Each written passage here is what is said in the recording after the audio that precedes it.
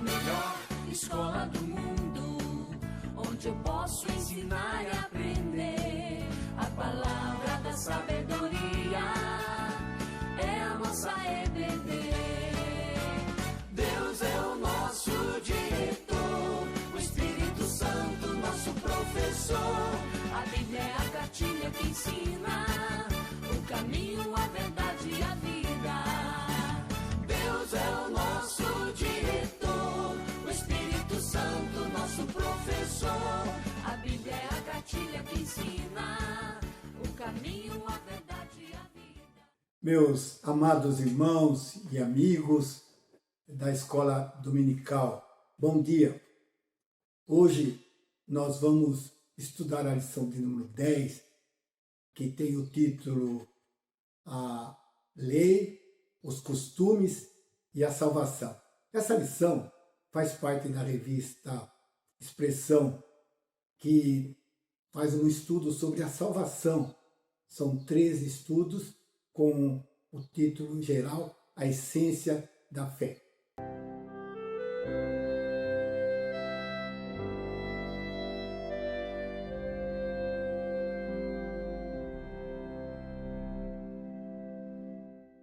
Antes de iniciarmos a nossa lição, vamos invocar a presença de Deus para que Ele esteja nos ensinando e que esse tempo seja um tempo precioso na minha vida e na sua vida também. Vamos orar. Bondoso Deus, nosso Pai, nós te damos graças, Pai, pela bênção de podermos usar livremente a Tua palavra, a Bíblia, pela bênção de podermos estudá-la, ó Deus, e pela bênção de poder, ao estudá-la, aprender mais de Ti para sermos melhores filhos Teus. Agora, Deus, pedimos que o Teu Espírito Santo esteja nos ensinando e que tudo que falarmos aqui tenha a Tua aprovação e seja para a Tua honra e para a Tua glória, Pai. Nós oramos no nome precioso de Jesus, o nosso Salvador e Senhor. Amém. O nosso texto básico encontra-se em Colossenses capítulo 2, versículos de 16 a 23.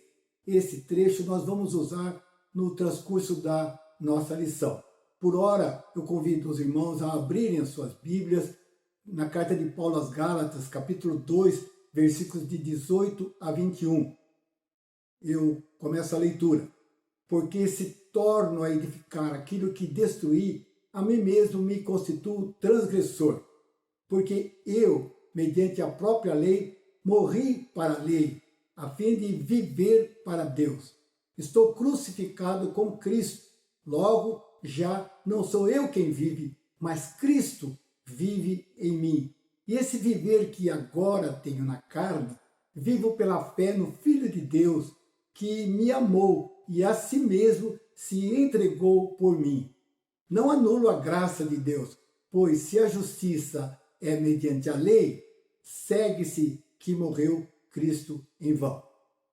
O objetivo dessa nossa lição é demonstrar que certas práticas defendidas como espirituais são um retrocesso. Elas não oferecem ajuda para a santificação.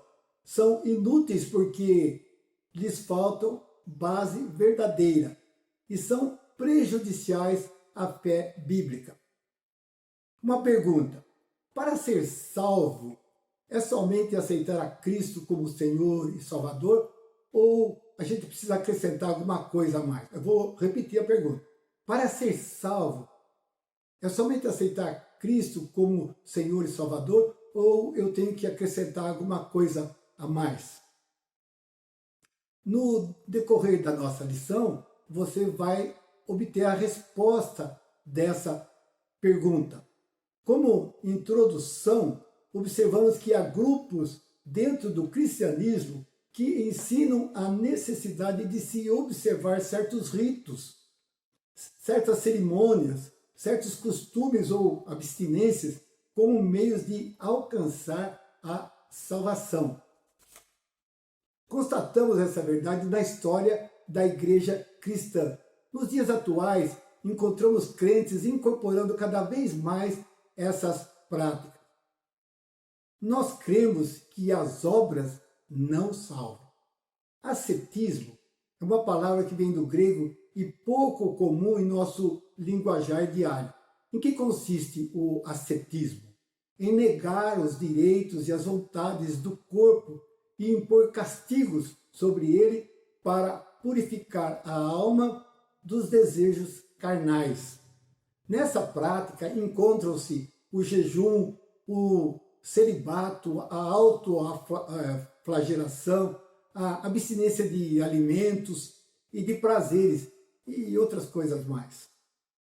O legalismo é parecido com o ascetismo e baseia-se na exigência da observação de certas leis como fundamentais para a salvação. Os fariseus, em geral, eram muito legalistas e ao entenderem que a salvação poderia ser alcançada somente pela estrita observância da lei e de outros costumes. O movimento evangélico moderno não conseguiu se libertar do ascetismo e do legalismo. Certas igrejas criam normas quanto ao vestuário, abstinência de adornos e entretenimentos, bem como de comidas e de bebidas. Exige a observação de certos ritos referentes ao batismo, à ceia, ao sábado ou à lei como necessários para a salvação. A salvação é presente de Deus. A salvação é dom de Deus, é de caráter gratuito e não de obras. Paulo, ao escrever à igreja de Éfeso, nos ensina o seguinte, Efésios 2, de 8 a 10. Porque pela graça sois salvos mediante a fé, e isso não vem de vós, é dom de Deus, não de obras para que ninguém se glorie, pois somos feitura dele, criados em Cristo Jesus, para as boas obras, as quais Deus de antemão preparou para que andássemos nela. Não de obras, para que ninguém se glorie, o que Paulo disse. Não somos salvos por causa das boas obras, somos salvos pela graça de Deus, mediante a fé na obra redentora de Cristo. Somos salvos para as boas obras, que são importantes e são evidências da nossa salvação. Vamos, então, analisar a salvação e a lei. Para que serve a lei se somos salvos pela graça? Vamos entender, então, isso, o uso da lei. A lei serve como preparação para a salvação. Paulo ensina que a lei serviu de aio. Quem era o aio? O aio era o escravo pedagogo que guiava a criança ao conhecimento. A função do aio era acompanhar, era instruir e até disciplinar. Gálatas capítulo 3, versículos 23 a 25. Mas, antes que viesse a fé, estávamos sob a tutela da lei e nela encerrados para essa fé que de futuro haveria de revelar-se. De maneira que a lei nos serviu de aio para nos conduzir a Cristo, a fim de que fôssemos justificados por fé. Mas, tendo vindo a fé, não permanecemos subordinados ao aio. Nesse sentido, a lei funciona como preparação para a salvação. A lei é responsável pelo convencimento do pecado, porque aponta para as falhas. Romanos 3:20.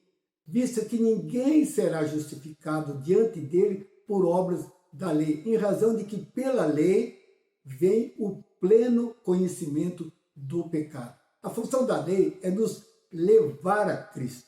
Nunca foi intenção de Deus salvar ninguém pela lei. Gálatas 2,16. Sabendo, contudo, que o homem não é justificado por obras da lei, e sim mediante a fé em Cristo Jesus. Também temos crido em Cristo Jesus para que fôssemos justificados pela fé em Cristo, e não por obras da lei, pois por obra da lei ninguém será justificado. Cristo é o fim da lei para a salvação de todo aquele que crê. Romanos 10:4. Porque o fim da lei é Cristo, para a justiça de todo aquele que crê. A lei serve como instrumento de santificação. A lei será a norma de vida para os crentes, contribuindo para a santificação. Lembrando que ela nada contribui para a salvação. Então a lei contribui para a santificação. Guarde bem, mas para a salvação não. O salvo faz uso da lei para se aperfeiçoar na santidade. Ele usará de forma legítima os 10 mandamentos e também toda a lei moral, os escritos dos profetas, as palavras de Jesus e os ensinos dos apóstolos. A lei serve para conduzir a Cristo ou para ajudar quem já está em Cristo. Mas é necessário afirmar que a salvação é um dom de Deus e que somente Cristo é quem salva. A salvação é um dom de Deus e somente Cristo é quem salva. Mesmo que queira, um crente não consegue cumprir plenamente a lei em sua vida, ainda que seja o mais santo de todos os crentes. Mateus 22, de 37 a 40. Respondeu-lhes Jesus: amarás o Senhor teu Deus de todo o teu coração, de toda a tua alma e de todo o teu entendimento. Esse é o grande e primeiro mandamento. O segundo, semelhante a este, é amarás o teu próximo como a ti mesmo. Destes 2 mandamentos depende toda a lei e os profetas. Ninguém consegue essa perfeita obediência e tem tudo a ver com a sua luta diária no caminho da santificação. O que tem a ver a lei e Jesus? Jesus sabia muito bem que os homens não conseguem cumprir integralmente a lei. Jesus sabia também que o próprio Deus havia estabelecido desde o início um sistema de sacrifícios que fazia propiciação pelos pecados cometidos. Notem a afirmação do apóstolo João sobre Jesus no Evangelho de João, capítulo 1, versículo 29. No dia seguinte, viu João a Jesus que vinha para ele e disse: eis o Cordeiro de Deus que tira o pecado do mundo. Jesus veio ao mundo para satisfazer as exigências da lei de Deus. Jesus veio ao mundo e obedeceu ativamente toda a lei, plenamente, 100%. Jesus também cumpriu passivamente toda a exigência penal da lei ao ser executado como um malfeitor. A afirmação é do próprio Jesus em Mateus 5,17. Não penseis que vim revogar a lei ou os profetas. Não vim para revogar, vim para cumprir. Cristo é suficiente. A Bíblia ensina que Jesus é o único e suficiente Salvador. Todo ensino diferente não provém de Deus, não é de Deus. Pode ser até que tenha uma aparência de piedade, de religiosidade ou de boa intenção, mas deve ser considerado como mundano e perverso. Paulo enfrentou esses problemas sérios com os cristãos em Colossos. Colossenses 2:4. Assim digo, para que ninguém vos engane com raciocínios falazes. Colossenses 2:8. Cuidado que ninguém vos venha enredar com as suas filosofias e vãs sutilezas, conforme a tradição dos homens, conforme os rudimentos do mundo e não segundo Cristo, filosofias enganosas. Era ensinado que os crentes deveriam observar certas práticas sem as quais não seriam cristãos verdadeiros.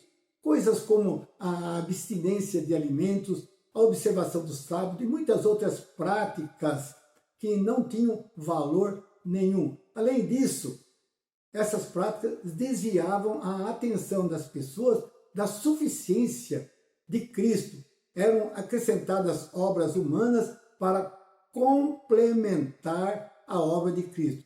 Era preciso entenderem o valor infinito e suficiente da pessoa e da obra de Cristo. Colossenses capítulo 1, versículo 19. Porque aprove a Deus que nele residisse toda a plenitude. Pedro, cheio do Espírito Santo, pregou aos membros do Sinédrio. Atos 4:12. E não há salvação em nenhum outro, porque abaixo do céu não existe nenhum outro nome dado entre os homens pelo qual importa que sejamos salvos. E Paulo escreveu ao seu filho na fé, chamado Timóteo, em 1 Timóteo 2,5, porquanto há um só Deus e um só mediador entre Deus e os homens, Cristo Jesus, homem. Fica bem claro que Jesus é o único e suficiente Salvador. Práticas e costumes são inúteis. Por quê? Porque não contribuem para a salvação. Desviam as pessoas da centralidade de Cristo. Não têm base bíblica e não oferecem ajuda para a santificação. Essas práticas são apenas sombras. Colossenses 2, 16 e 17. Ninguém, pois, vos julgue por causa de comida e bebida, ou dia de festa, ou lua nova, ou sábado, porque tudo isso tem sido sombra das coisas que haviam de vir, porém o corpo é de Cristo. A sombra é útil para dar uma ideia, ainda que vaga, do objeto que se aproxima. Quando, porém, vemos a própria pessoa, a sombra perde a sua importância. Não ficamos olhando para a sombra, olhamos agora para a pessoa. Os ritos, cerimônias e leis do Antigo Testamento eram sombra de Jesus, mas agora Cristo já veio. Os legalistas costumam julgar os outros dizendo: a sua igreja não exige que se faça isso, então ela está errada. Eles entendem que essas regulamentações eram necessárias para a salvação ou para a plenitude da vida cristã.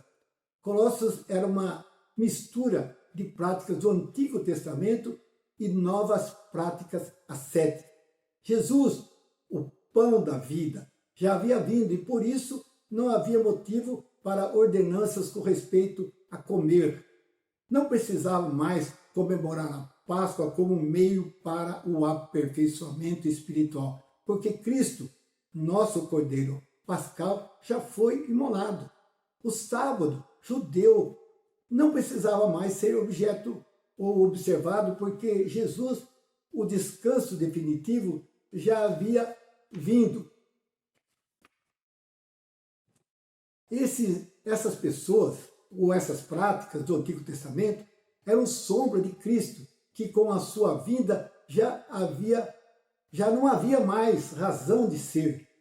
Jesus já tinha vindo, não tinha mais razão de ser dessas práticas. Ao ser enfatizada a necessidade dessas coisas, a suficiência de Cristo passava a ser negada.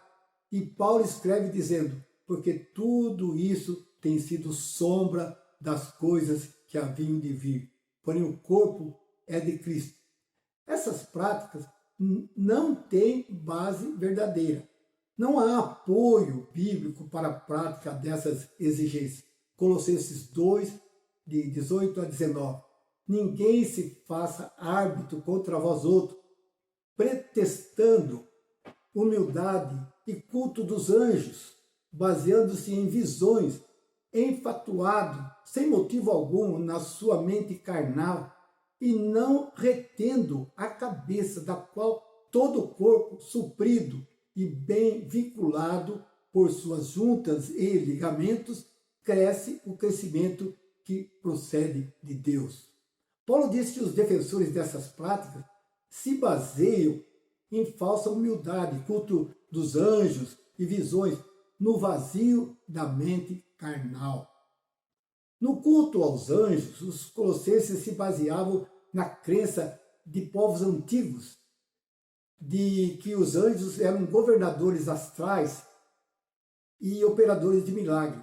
Argumentavam também terem recebido ordem em visões, e assim todos teriam que obedecer, muito parecido com as revelações em moda atualmente entre evangélicos.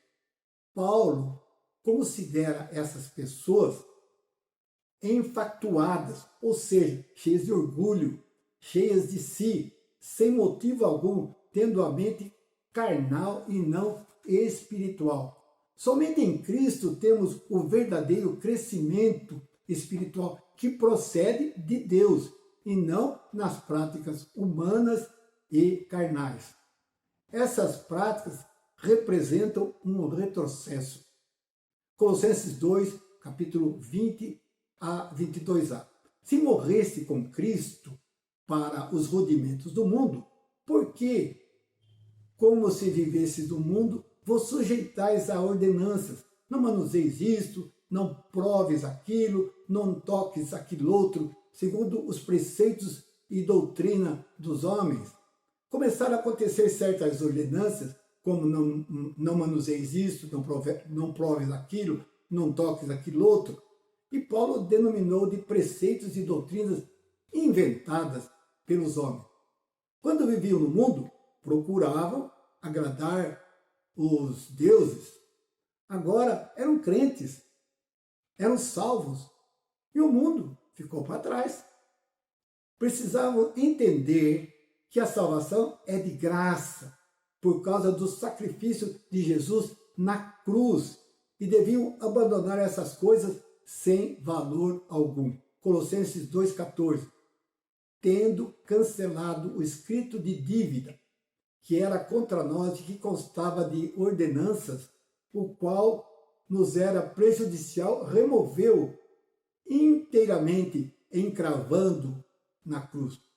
A religião, baseada em regras, em costumes, em observâncias, é mundana. Não retrocedam, é a mensagem de Paulo. Sigam crendo que Cristo é totalmente suficiente para a salvação e progresso na fé. Cristo nos basta. Essa é a verdadeira religião. É a religião espiritual revelada por Deus. Essas práticas não ajudam na santificação. Colossenses 2, 22b e 23. Pois que todas estas coisas com o uso se destroem.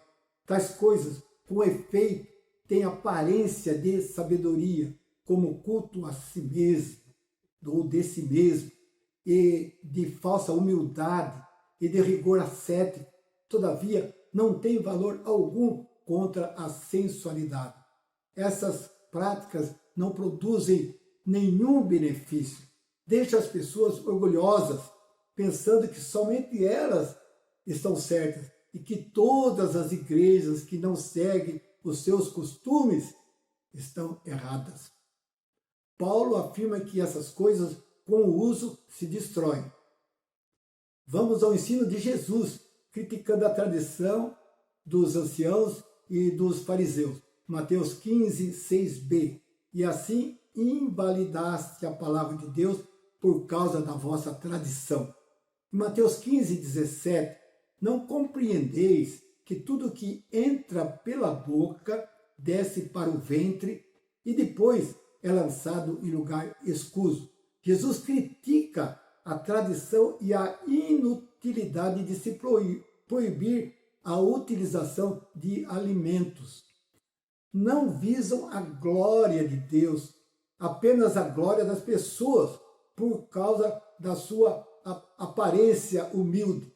São falsas verdades, não ajudam ninguém a ser mais santo. Hendrickson afirma que essas doutrinas enfaticamente são piores do que sem valor. Isto é, são na realidade prejudiciais. Se alguém quiser ser mais santo, apegue-se à palavra de Deus. A palavra de Deus é que realmente santifica. Evangelho de João, capítulo 17, versículo 17. Santifica-os na verdade. A tua palavra é a verdade. Vamos para a conclusão. As práticas ascéticas e legalistas têm aparência de piedade ou de humildade, mas elas são falsas e desnecessárias. Essas práticas não são ensinadas pela palavra de Deus. Quando pregadas e impostas como um meio de salvação, são completamente heréticas e demoníacas. Por quê? Porque diminui a suficiência da obra salvadora de Cristo. O ensino de Paulo é bem claro aos Colossenses.